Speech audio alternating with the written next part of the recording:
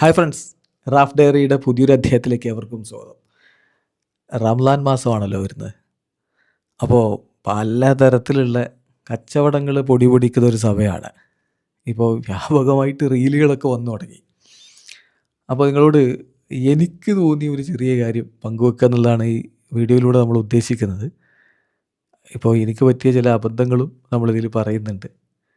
ഏറ്റവും പ്രധാനമായിട്ട് വ്യാപകമായിട്ട് വന്നുകൊണ്ടിരിക്കുന്ന റീലുകളൊക്കെ ഇപ്പോൾ എനിക്കൊക്കെ അത് സജഷനായിട്ടും ഒക്കെ വന്നു തുടങ്ങി.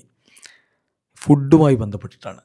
റമളാൻ മാസം എന്ന് പറഞ്ഞാൽ ഇപ്പോൾ 30 ദിവസവും ഫുഡ് ഫെസ്റ്റുകളുടെ ഒരു ആഘോഷമായിട്ട് നമ്മുടെ ഈ ഭാഗങ്ങളിലൊക്കെ മാറിയിട്ടുണ്ട്. എൻ്റെ നാട്ടിലെ അവസ്ഥ ഇതാണ്. ബാക്കി മിക്കയിടത്തൊക്കെ ഇങ്ങനെയൊക്കെ തന്നെ ആയിരിക്കും. ഇപ്പോൾ എല്ലാം നമ്മൾ കച്ചവടവൽക്കരിക്കുന്നതിൻ്റെ ഭാഗമായിട്ട് അതൊക്കെ സംഭവിക്കുന്നു, സ്വാഭാവികം. അപ്പോൾ ചില ഫുഡ് വ്ളോഗർമാരൊക്കെ വന്നിട്ട് ഇപ്പോൾ ഇങ്ങനെ പറഞ്ഞുകൊണ്ടിരിക്കുകയാണ്, ഇതാ ബഫേ അവൈലബിൾ ആണ്. അതിൽ വളരെ പ്രശസ്തനായിട്ടുള്ളൊരു ഫുഡ് ബ്ലോഗർ കഴിഞ്ഞ തവണ ഇട്ട റീല് ഞാൻ ഓർക്കുകയാണ്. അതിൽ പറഞ്ഞെന്താ അറിയോ, ഇത്രയധികം സാധനങ്ങളുമായിട്ട് ഇതാ ബഫേ വരുന്നു, വെറും 1200 രൂപ. ഇതൊക്കെ എങ്ങനെയാണ് ഇവർക്ക് മുതലാവുന്നതെന്നാണ് എനിക്ക് അത്ഭുതം. ആർക്ക്? ആ ബഫേ കൊടുക്കുന്ന ടീമിന്. ഇത്രയും വിഭവങ്ങളുണ്ട്. അപ്പം ഇന്ന് കണ്ടത് ഈ പുതിയ വരാനിരിക്കുന്ന റമദാൻ മാസത്തിനെ ലക്ഷ്യം വെച്ചുകൊണ്ട് ഇത്തവണ നിങ്ങൾ നോമ്പ് തുറക്കാൻ പോകുന്ന 36 വിഭവങ്ങൾ വെച്ചാണ്. അൺലിമിറ്റഡാണ്. മന്തിയിൽ സാധാരണ റൈസ് മാത്രമല്ല, ഇതാ ചിക്കനൊക്കെ അൺലിമിറ്റഡായിട്ട് നിങ്ങൾക്ക് കഴിക്കാം. വെറും 600 രൂപ, 599 രൂപ, 1 രൂപ കുറക്കും കേട്ടോ. അത് ശ്രദ്ധിക്കണേ. ഈ പ്രൈസിങ് ഒക്കെ അങ്ങനെയാണ്. 1299 രൂപ, 999 രൂപ എന്നായിരിക്കും. അപ്പോൾ 1000 അല്ല, 999 രൂപയുള്ളൂ എന്നുള്ളതാണ്. അപ്പോൾ ഇത്തരത്തിലുള്ള മാർക്കറ്റിംഗ് സംഭവങ്ങളൊക്കെ ആയിട്ട് വരും. അപ്പോൾ ഞാനിങ്ങനെ ആലോചിക്കുന്നത്, ഈ 1200 രൂപ എങ്ങനെ ഇവർക്ക് മുതലാവും എന്ന് ചോദിക്കുന്ന സംഭവം ഉണ്ടല്ലോ, അല്ലെങ്കിൽ 600 രൂപ എങ്ങനെ ഇവർക്ക് മുതലാവും എന്നുള്ളത്. നോമ്പ് തുറക്കുന്ന സമയത്ത് നമ്മൾ സാധാരണഗതിയിൽ ഫ്രൂട്ട്സൊക്കെ ഒന്ന് കഴിച്ചാൽ തന്നെ ഓൾമോസ്റ്റ് ആയി, പിന്നെ എന്തെങ്കിലും ചെറുതായിട്ട് കഴിക്കും.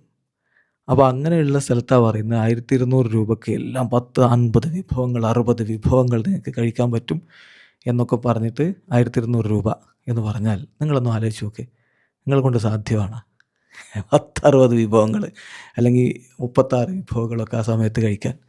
നിങ്ങൾ ഈ കൊടുക്കുന്ന തുകക്കുള്ള നിങ്ങൾക്ക് വേർത്താണോ എന്നൊന്ന് ആലോചിച്ച് നോക്കിയാൽ മതി. അപ്പോൾ അതാ പറഞ്ഞത്, ഇതൊരു കച്ചവട തന്ത്രമാണ്, അതിൽ പോയി തല വെക്കാതിരിക്കുക.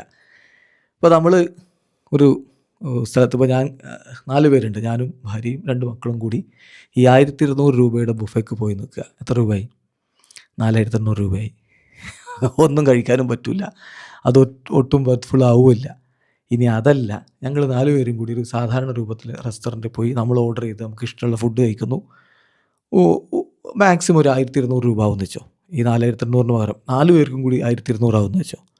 ഫുഡ് കഴിച്ച ആ സമയത്ത് മതിയായി, ഇത് ഓർഡർ ചെയ്ത് കഴിക്കാനും പറ്റുന്നില്ല എന്ന് വെച്ചോ. എന്ത് ചെയ്യാം? അത് പാഴ്സൽ എടുത്തിട്ട് നമുക്ക് അയാളോട് പറഞ്ഞാൽ മതി, നമ്മുടെ വെയിറ്ററിനോട് പറഞ്ഞാൽ അയാളത് പാഴ്സൽ ചെയ്ത് തരും ചെയ്യും, നമ്മൾ ക്യാഷും കൊടുത്ത് പോരാം. സമയം ഈ ബഫേക്ക് പോയി തല വെച്ചാലോ, നിങ്ങൾക്കത് അവിടുന്ന് നിങ്ങളുടെ ക്യാഷിന് ഈക്വലായിട്ടുള്ളത് പാഴ്സൽ ചെയ്ത് വരാൻ പറ്റുമോ? ഇല്ല.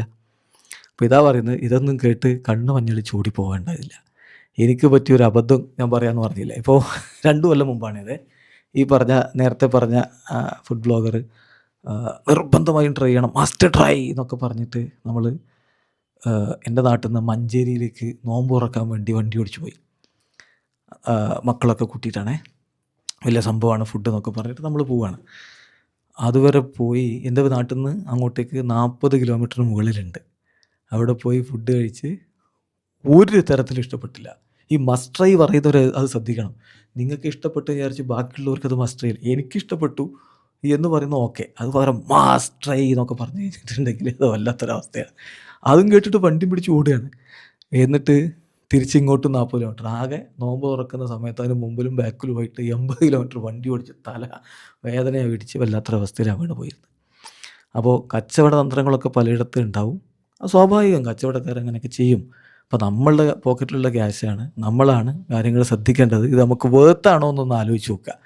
ഇതാരെയും ബുദ്ധിമുട്ടിക്കാനോ കുറ്റപ്പെടുത്താനോ ഒന്നും പറയുന്നില്ല. എനിക്ക് തോന്നിയ ഒരു അനുഭവം, എനിക്ക് അനുഭവപ്പെട്ടൊരു അനുഭവം നിങ്ങളുമായിട്ട് പങ്കുവെച്ചതാണ്. ഈ സമയത്ത് സ്വാഭാവികമായിട്ടും കച്ചവടമൊക്കെ നടക്കും, അത് നമ്മളും അത് ആസ്വദിക്കുകയൊക്കെ ചെയ്യും. പക്ഷെ നമുക്ക് പറ്റാത്തൊരു കാര്യത്തിന് ഗ്ലോറിഫൈ ചെയ്ത് മാർക്കറ്റ് ചെയ്യപ്പെടുമ്പോൾ നമ്മളൊന്ന് ശ്രദ്ധിക്കുന്നത് നന്നായിരിക്കും.